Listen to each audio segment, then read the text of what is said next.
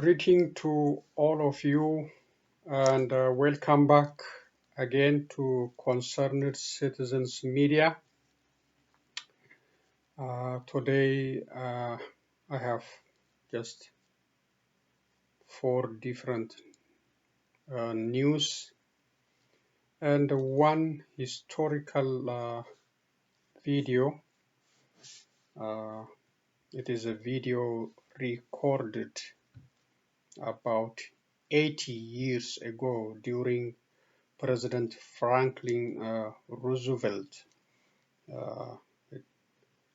And this video was recorded during the establishment of NIH, National Institute of Health.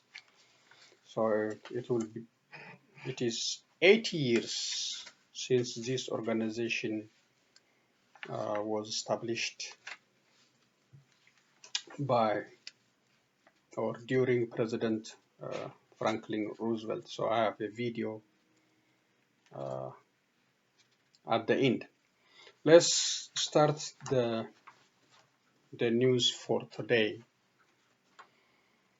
The conflict between the Tigray region and the central government in Addis Ababa, Ethiopia is growing from day to day. Today, the Tigray region's authorities flexed their muscles against the central illegitimate government in Addis Ababa by refusing to accept the newly assigned military commander for the region.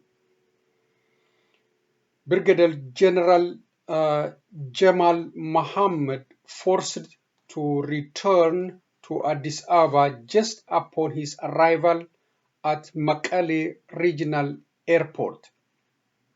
The Tigray region considers Abiy Ahmed and his administration illegitimate due to the expiration of publicly authorized term limit.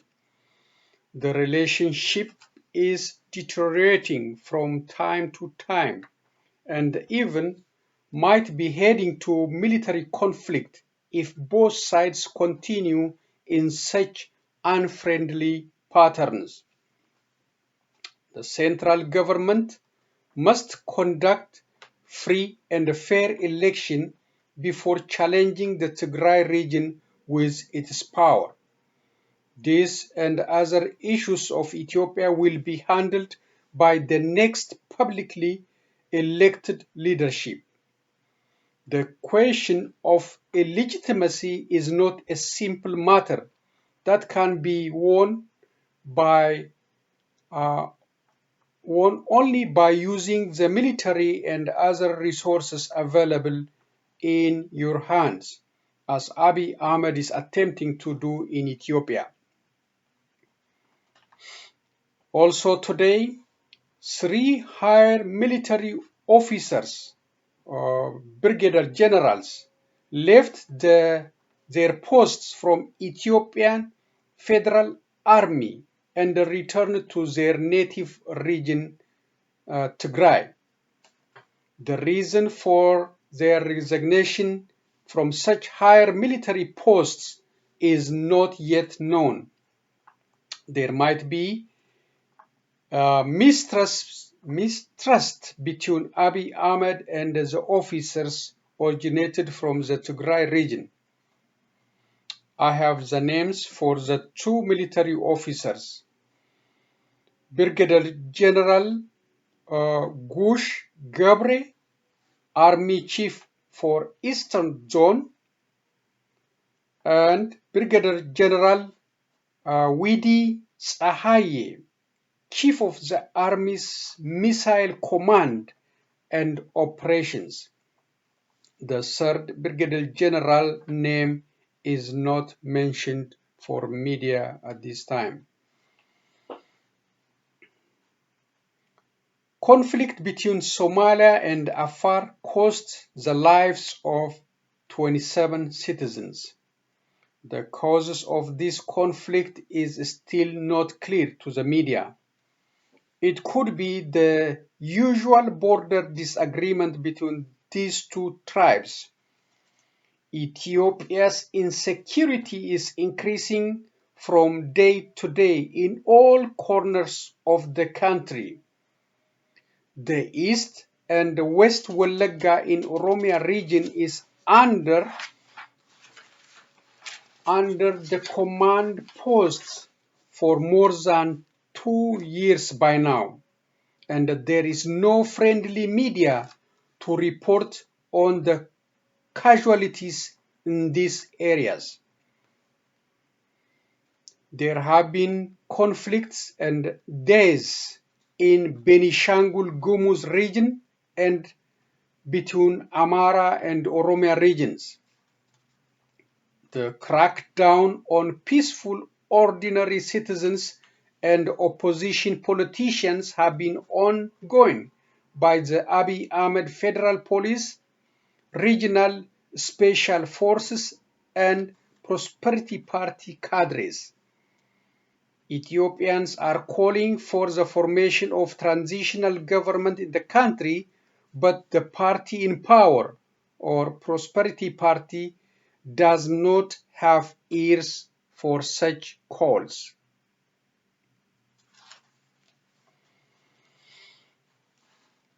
Pfizer CEO Dr. Albert Bourla asked for patience on the COVID-19 vaccines. President Trump had long sought to tie the possibility of positive vaccine news to his own prospects for re-election. Trump promised Americans about the availability of the vaccines for COVID-19 before November 3rd, 2020, just before election. That is unrealistic now by all available scientific accounts. Let's be very patient. I know how much the stress levels are growing, Dr. Albert Bourla said. I know how much the vaccine is needed for the world. Dr. Bourla also pushed back against any suggestion that politics were motivated the speed of vaccine development, saying, "This is not a Republican vaccine or a Democrat vaccine. Pfizer's clinical trial is testing the vaccine in 44,000 people, half of whom will get a placebo." Source for this news, the New York Times. 3 Catholic worshippers were killed today by a terrorist attack in France. The attacker used a knife to behead the worshippers, and the police shot and captured the attacker at the scene. France is at alarming state since the killing of the teacher in a similar fashion last time. The attacker in that case was also killed by multiple shots he received from the French police officers. France is also facing global protests and boycott of its products, especially in Muslim countries. The treatment and the crackdown on French Muslims by French police caused public anger around the world. This is a comment from concerned citizens on this situation. Freedom of expression, especially on sensitive subjects such as religion, must be handled with greater care to avoid future life losses, and other catastrophic incidents.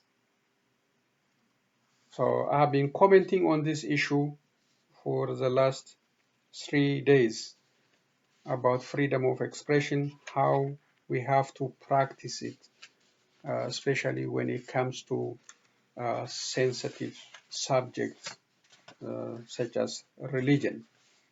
So it should be practiced with greater care and sensitivity to avoid backlash in the society.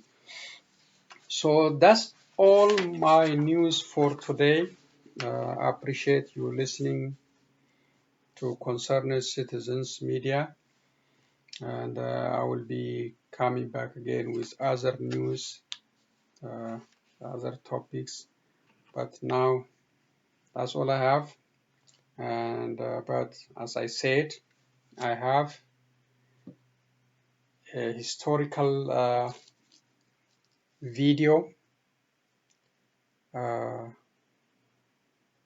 President Roosevelt, Franklin Roosevelt speech about the establishment of National Institute of Health. So it's 80 years ago. So as you expected, the recording is in a black and a white, and I apologize for in advance for the quality of this video.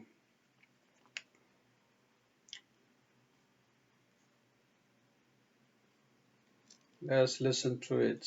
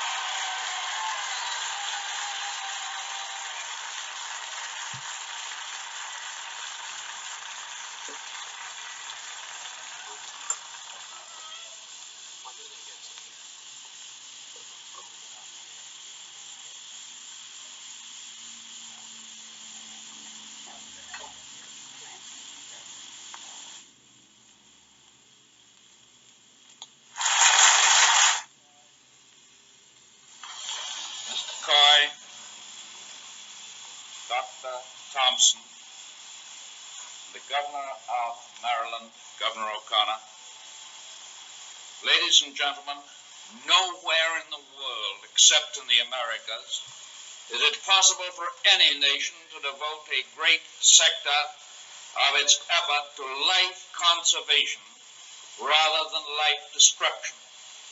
All of us are grateful that we in the United States can still turn our thoughts and our attention to those institutions of our country that symbolize peace, institutions whose purpose it is to save life and not to destroy it. It is for the dedication of these noble buildings to the service of man that we are assembled here today. The National Institute of Health speaks the universal language of humanitarianism. The total defense that we have heard so much about of late, that total defense which this nation seeks, involves a great deal more than building airplanes and ships and guns and bombs. For we cannot be a strong nation unless we are a healthy nation. And so we must recruit not only men and materials, but also knowledge and science in the service of national strength. And that is what we are doing here. We have neither the American people nor their government intend to socialize medical practice any more than they plan to socialize industry. In American life, the family doctor The general practitioner performs a service which we rely upon and which we trust as a nation. No one has 1937. The work of this new institute is well underway. It is promoting and stimulating cancer research throughout the nation. It is bringing to the people of the nation a message of hope, because many forms of the disease are not only curable, but even preventable. Beyond this, it is doing research here and in many universities to unravel the mysteries of cancer. I think we can all have faith in the ultimate results of these great efforts. These buildings that we dedicate represent new and improved housing for an institution that has a long and distinguished background of accomplishment in this task of research. The original demonstration of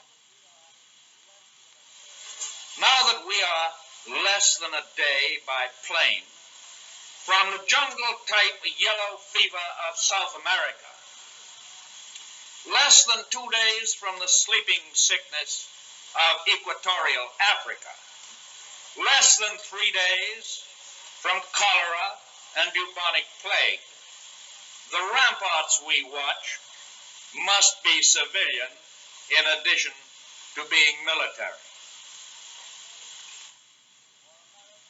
I voice for America and for the stricken world our hopes, our prayers, our faith in the power of man's humanity to man.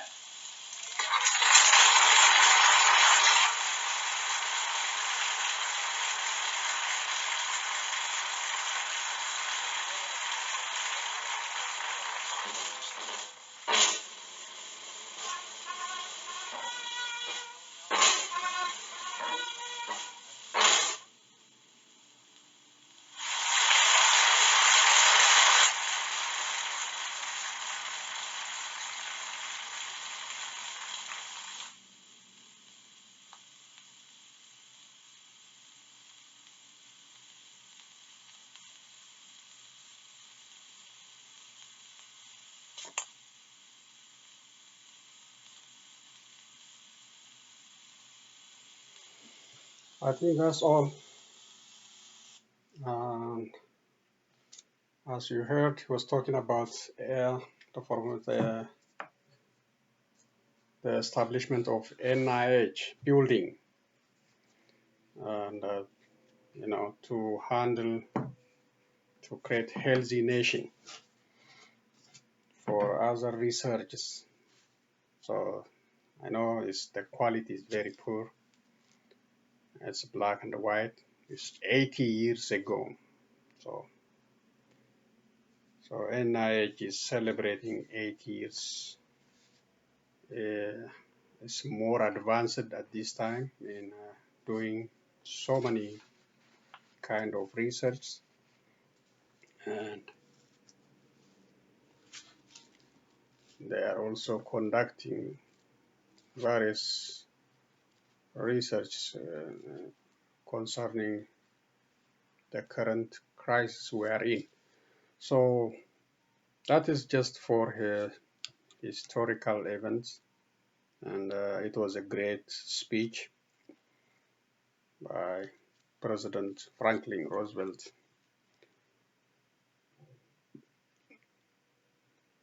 And I'm just saying, rest in peace, President, and for that, we appreciate for that great speech and for the consideration of that time to create healthy nation. Thank you guys, and be safe from COVID-19. This thing is still around and even increasing these days.